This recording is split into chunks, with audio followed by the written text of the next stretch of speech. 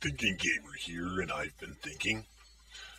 So, I want to start this video by saying that anyone, any gender, race, whatever, orientation, whatever, should be treated with love and respect.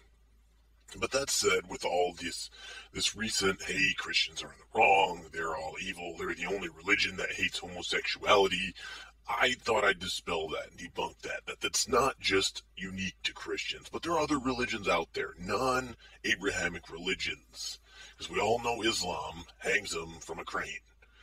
But that said, though, there are other religions out there that actually have precepts against homosexuality and treat the homosexuals different. So I wanted to look at a few here and, hope you find this interesting. So, the Baha'i religion.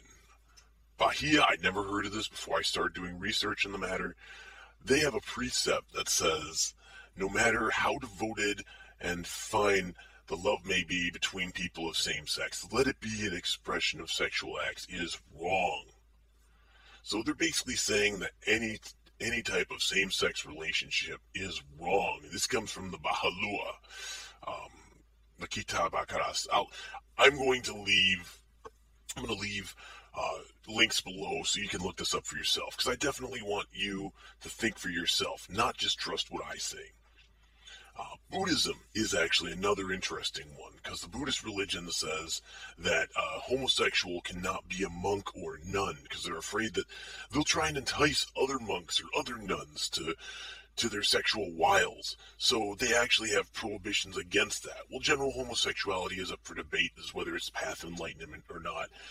That's to be determined. But definitely there's a prohibition against being a monk because they believe it's a sexual deviance that is unbalanced, unchecked.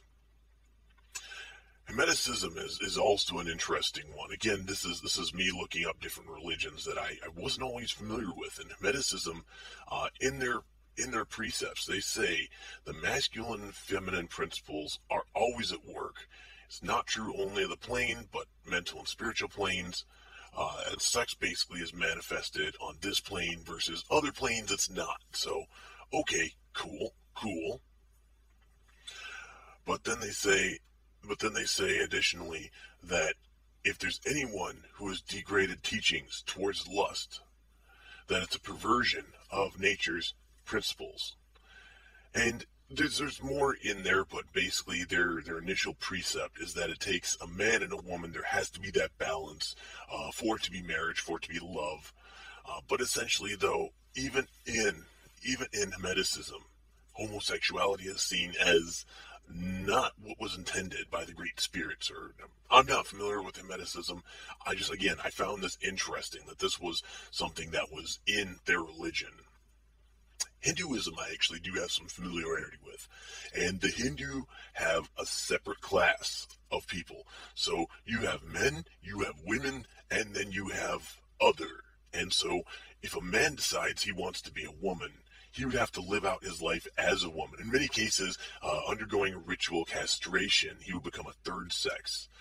He's not serving the purpose of a man in society. He's not serving the purpose of a woman in society. He's serving something else. And culturally, depending on where you are in India and other Hindu cultures, they would actually look down on him because he's not serving the purpose of a man, to be the protector, to be the planter of seed, stuff like that. He's not serving the purpose of a woman, being the recipient of seed, being the one who would bear children. So in society, he has less value than both of them. So that's Hinduism. While they don't directly say, hey, this is wrong, there certainly is some different treating of people who are homosexual. Sikhism is actually yet another one, and they mention marriage only in relationship between a man and a woman.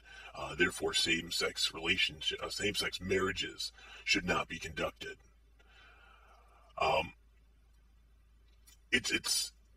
It's interesting because right now we have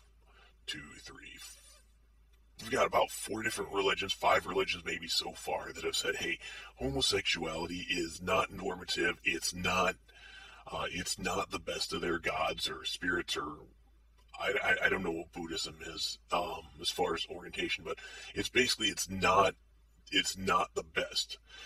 And most enlightening here is Taoism.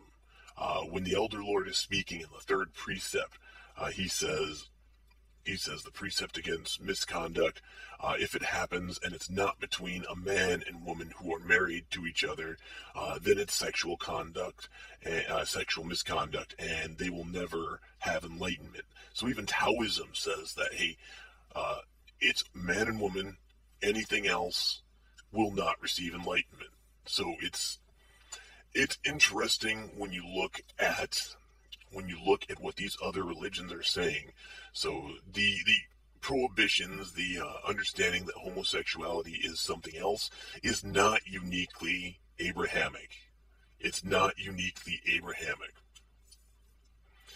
So, Thinking Gamer here is saying, think for yourself.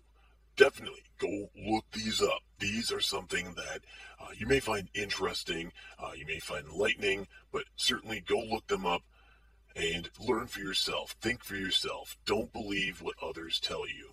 Think for yourself. Take care.